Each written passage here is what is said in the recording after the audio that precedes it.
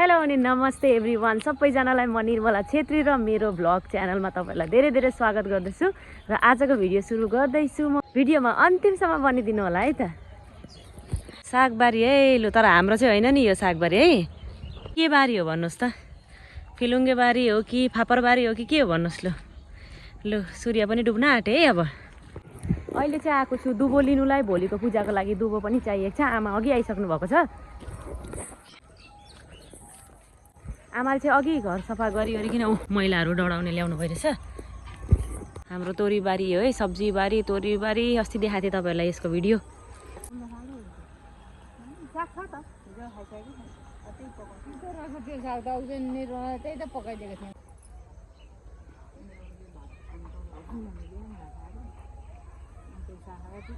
दुबो पनि आमाले टिपिदिसक्नु भएछ मेरो चाहिँ पूजा गर्ने जिम्मेदारी हो अरू सबै चाहिँ आमाहरूले रेडी गरिदिनुहुन्छ क्या कति कुरा अनि आमाले टिपिदिसक्नु भएछ अब घरको खाना बनाउँछ है श्रीजीहरूलाई सुताइदिँदैछु रातिको टाइम भएको छ यतिखेर चाहिँ फाइनली साथीहरू टिफिनको झमेला सक्यो है टिफिनहरू बनाइसकेँ अहिले देखाउँछु म तपाईँहरूलाई के बनाएँ रेसिपी चाहिँ सेयर गरिनँ र दोकान जाँदैछु छोरालाई आज केही एक्स्ट्रा छैन क्या अनि बिस्किट या चिप्स या के चिप्स त होइन चिप्सहरू मैले नानीलाई पुरै बन्द गरेछु के दिन्छु भनेर चाहिँ हेर्छु बिस्किट दिन्छु होला आज चाहिँ हो स्वस्थानी व्रतको 19औं दिन र आज मैले यहाँ आमाको साडी लगाएर चाहिँ रेडी भइसकेँ र नवरात्र पनि चल्दैछ नवरात्रको पनि पाठ गर्नुपर्ने छ सो दुर्गा सप्तशतीको पाठ गर्दैछु सबैभन्दा पहिला चाहिँ त्यसपछि मात्रै स्वस्थानी माताको पूजा गर्नु बाहिर जान्छु म चाहिँ हेर्नुहोस् न आज बगैँचामा कति राम्रो देखिँदैछ क्या रङ फुल सबै कलरको छ ए भनिदेऊ न मिठो राम्रो छ भनिदेऊ हेलो गरिदेऊ हेलो गरिदेऊ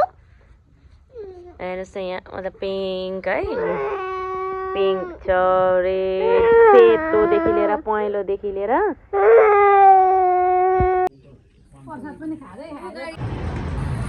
मजा लाग्छ साथीहरू पूजा सक्ने बित्तिकै हो यतिकै आएको छु बिहानै है आज स्वस्थानी व्रतको 20 दिन भइसकेको छ है र अहिले चाहिँ एक्चुअली हामी अब सधैँ कथा सुन्ने थुप्रोजना आउनुहुन्छ भक्त महानुभावहरू तपाईँहरू सबैले हेर्नुभएको छ होइन अनि उहाँहरूलाई चाहिँ आज म नआउनु है भन्ने खबर दिन जान आँटेको किनभने इमर्जेन्सी भएर कहीँ जानुपर्ने र एक अध्याय मात्रै पढ्छु भन्नलाई चाहिँ जान आँटेको है हजुरआमा आज नि सिलगढी जानुपर्ने भयो अनि एक अध्याय यसो ती भित्रै बसेर भन्छु आज नआउनु भन्नुभयो आएको के गर्नु आज सिलगढी जानुपर्ने भयो कि अनि एक अध्याय मात्रै भन्छु त्यही पूजा सकेर भट्टापट्टि गएर 11 बजी हिँडिहाल्नुलाई नआउनु ल भन्न आएको कथा सुन्नु नआउनु भन्न आएको के गर्नु नेपाली हजुरआमालाई पनि भन्नु पर्यो हजुरबा निदाउनु भएको कथा सुन्नु आज नआउनु भन्न आएको हजुरआमालाई बजार जानुपर्ने भयो कि छिट्टो सक्छु अनि नआउनु ल भन्न आएको नभए यहाँबाट बिस्तारै जाँदा ओर्दा जिउ मात्रै दुख्छ गए आज चाहिँ मैले कुर्तै लगाएँ किनभनेदेखिको साडी लाएर फेरि फेर्नुभन्दा भनेर किनभनेदेखिको अब हिँडिहाल्नुपर्छ होइन र दुर्गा सप्तशतीको पाठ सकेपछि चाहिँ हेर्नुहोस् त गोपाल र श्रीजीको पनि दर्शन गर्नुहोस् तपाईँहरू चाहनुहुन्छ भने म गोपाल र श्रीजीको पनि भिडियोहरू ल्याउने छु है आमालाई पनि टिकाहरू लगाइदिएँ प्रसाद दिएँ र आमाको आशीर्वाद लिएपछि चाहिँ हामी लाग्यौँ अब छोराको स्कुल पनि लाग्न आँट्यो हो नानीहरूलाई यसलाई चाहिँ मैले 1 साल पढाएँ तर त्यस्तो खालि बानी मात्रै गराएँ नि त सो अब नेक्स्ट सेसन सुरु हुन आँटेको छ बुक्स लिनु जाँदैछु त्यसको बुवालाई लिनु पठाएको आधी मात्रै लिएर आउनु भएछ विश हिम लक हेलो कता नानी स्कुल जाने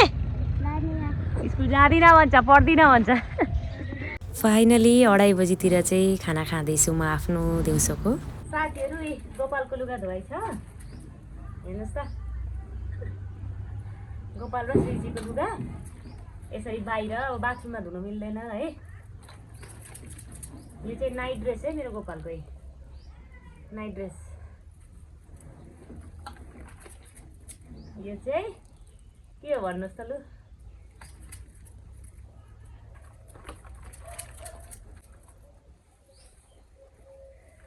गोपालको लुगाहरू धुँदा चाहिँ पहिला चाहिँ एक पानी पखालेर फुलको गाँसतिर पानी फ्याँक्नुपर्छ अनि अरू चाहिँ जहाँ फ्याँक्दा पनि हुन्छ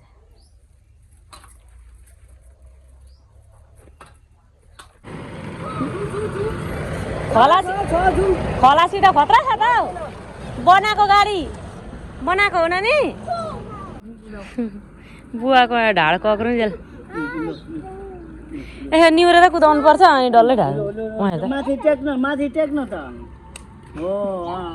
उता घुमा हो त्यसरी घुमा भिडियोलाई चाहिँ यहीँनिर एन्ड गर्दैछु। यहाँसम्म अन्तिमसम्म हेरिदिनु भएकोमा तपाईँहरूलाई धेरै धेरै धन्यवाद। र यस्तै राम्रो भिडियोजहरू मेरो भ्लगहरू हेर्न चाहनुहुन्छ भनेदेखि चाहिँ मेरो च्यानललाई चाहिँ सब्सक्राइब गरेर राख्नुहोस् र एउटा मिठो कमेन्ट पनि छोड्नु होला।